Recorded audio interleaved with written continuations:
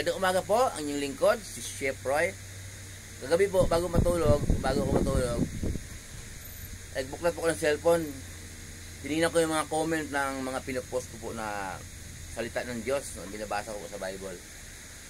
May mga comment po, mga apat po na comment, magkaibang post. Nabasa ko po na bakit ka nagpo-post ng salita ng Diyos. May nakasulat ba? Pero noong pong nakarang taon, may mga comment mo ganon. Tapos nagpaliwanag po ako, pinaliwanagan ko na. Ang paliwanag ko po naman, galing din sa Bible, hindi galing sa sarili ko. Okay?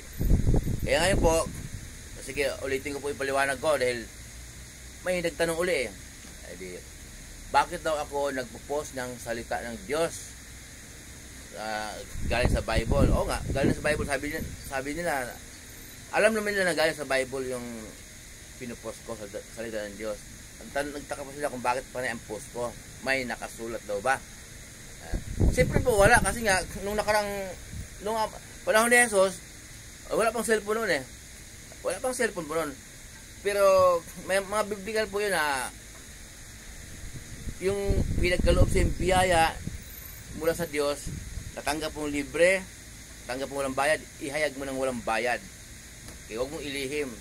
Kasi biyaya itong mayroon kang natutunan tungkol sa salita ng Diyos. Hindi po kasi lahat ng tao pinagkalooban ng Diyos ng karunungan ng kanyang salita. Okay?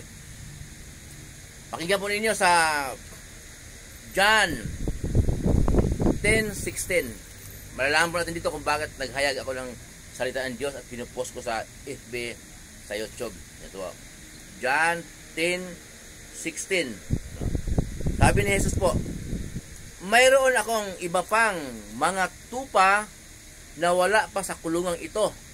Sila'y kailangang ipasok ko rin at pakinggan nila at papakinggan nila ang aking tinig at sa gayon magkaroon ng isang kawan at may isang pastol.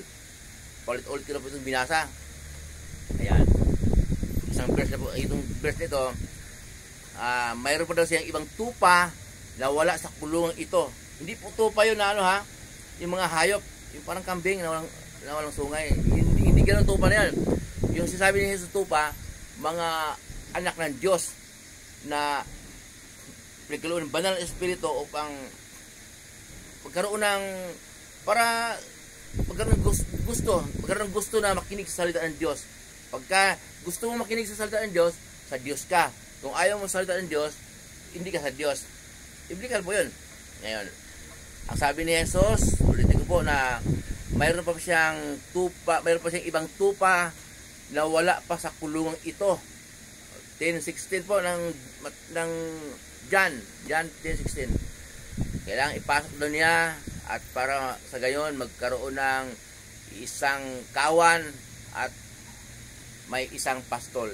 Siya lang po ang pastol, si Jesus. So, isang kawan. O, kailangan magpasakop ka. Yung kawan, kumbaga sa tupa, talihagap kasi yung tupa, yung kawan, may pastol. Yung nag-aalaga tupa. Si Jesus po yung mag-aalaga sa mga anak ng Diyos. Diyos Ama. So, siya ang pastol, isang kawan. Yung kawan po yung mga member. Yung mga, kumbaga sa maintindihan, para maintindihan ka agad, member. Yung sa church o sa sambahan. Okay? Kawan, yun. May isang kawan at may isang pastol. Siya lang ang nag-iisang pastol, tagapagturo, si Jesus lang. Kaya, kailangan po, magpasakop ka sa turo ni Jesus. Wala pa lang lumago sa pananampalataya kung mag-iisa ka lang. Yan po, ito po, yan ang pangunawa dito. Yan po kahulugan.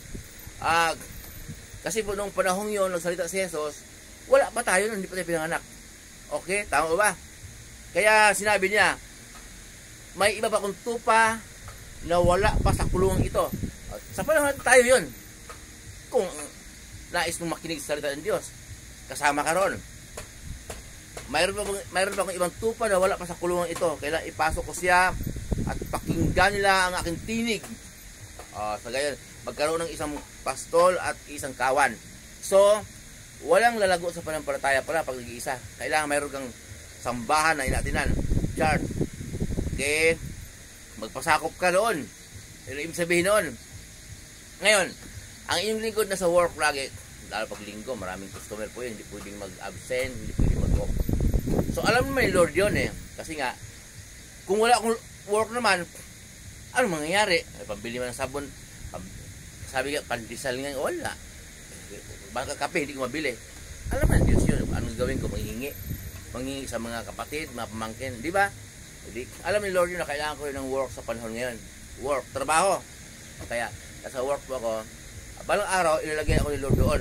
Lord, na mayroon ng pagkikitaan na pwede akong sumamba, pwede akong magpasakop sa chart na yan o saan man yon. Si Lord na nakakalam kung saan niya ako dalhin. Yun po. So sa ngayon po, kaya pinupost ko dahil para sa pananampalataya ko, hindi ako nag-iisa. Pinupost sa FB, sa YouTube. Ayun, may nakakapanood. Yung gustong manood, salita ng Diyos, sa Diyos. Yung ayaw manood, hindi sa Diyos. Publikan po yun. Ngayon, yung mga nanood na mga nag-comment, interesado yun na o gano'n, nagtatanong, sasagutin ko naman ng maayos. Galing sa Biblia ang isasagot ko. Okay, hanggang sa, mayroon din namang post ko na mabot ng 500, 1,000. So, biblical po yun. Isa lang, kahit isang tao lang ang magbalik loob dahil ginamit ka ng Diyos, ng mga salita ng Diyos. And ikaw ginagawa ng sangkapan, yung taong yan, isa lang na magbalik loob sa Diyos, naligaw siya ng landas, malaking bagay na po yun. Na magligtas ka, yung salita na galing sa Diyos, ginamit niya ng Diyos na nakapagligtas ng tao na naligaw ng landas. Yung pa kaya pong mga post ko minsan 1,000, minsan 500. Pero hindi namang mahaba siguro yung post ko na yung iba. Kaya hindi tinatapos, kaya konti lang, may 100 ganon. Yun po yun. At bakit kaya ako i-post? Para sa pananampalataya ko, hindi ako nag-iisa kahit na nasa work ako. Okay, at saka basahin po saglit ha. Dito pa rin sa Marcos sa stress. Ganito po. Sa stress. Ang sabi po sa stress, hindi ba ito ang karpinterong anak ni Maria at kapatid ni na Santiago, Jose, Judas at Simon? Taga rito rin ang kanyang mga kapatid na babae. Hindi ba? Nagtanungan sila, mga Hudyo. Kaya hindi sila naniniwala kay Jesus. Okay? Bakit? Taga rin lang ba yan ha? Anak ni Maria yan. Kasi po, ating Panginoong Jesus, pumasok sa sinaguga. Yung sinaguga po, doon ginaganap ang pagturo ng kautusan. Doon sila sumasamba yung mga Hudyo noong panahong yon. Ang mga turo ng kautusan noon, mga may pinag-aralan, mga kung tawagin eskriba. Okay, ang mga tinuturo nila, turo mula kay Moises. Okay, kaya sabi nila, nung pagpasok ni Jesus, nagagalingan sila sa turo ni Jesus. Nagulat sila. Bakit nakapagturo ng ganun yun? Hindi man nag-aaral. Eh, di ba yung anak ni Maria yan? Diba? Ang karpintero yan. O, karpintero naman si Jesus. Noong hindi pa siya nagsimulang mangaral, karpintero siya. Kasi si Jose, asawa ni Maria, karpintero po. Kapatid niya na dyan lang. Kaya hindi naniniwala sa kanya. So, ako pa kaya, yung lingkod. So, hindi pa naniniwalaan ako ng mga kaibigan ko, mag-anak ko. Kung mag-hayag ako ng salita ng Diyos na pinagkaloob sa akin ng Diyos na biyaya to. At kasamahan ko sa work, bakit hindi ako paniniwalaan? Mga kapitbahay ko, hindi ako paniniwalaan. Kapatid ko, pinsan ko, kaibigan ko, hindi ako paniniwalaan. Kaya, ipopost ko. Yung malalayo ang maniniwala.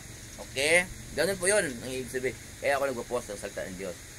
Muli po yung lingkod, si Chef Roy. Pagkapalain po tayo ng Diyos.